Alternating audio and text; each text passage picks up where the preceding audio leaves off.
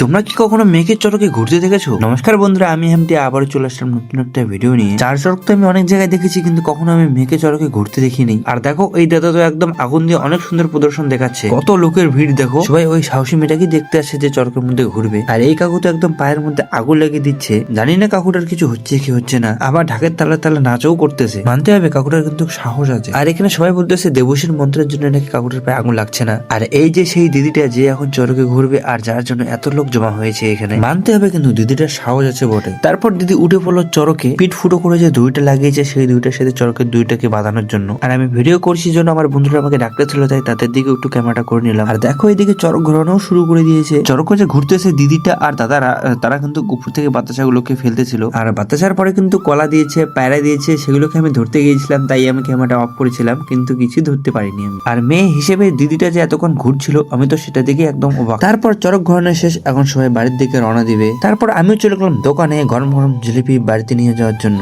মিলাই আসি, বাড়ির জন্য কিছু না নিয়ে গেলে হয়। আজকের মতো এখানেই টাটা গাইস, দেখা হচ্ছে নেক্সট ব্লগে। সুস্থ থাকবেন, ভালো থাকবেন, আর ভিডিওটা ভালো লাগে লাইক করে দিয়ে যাবেন।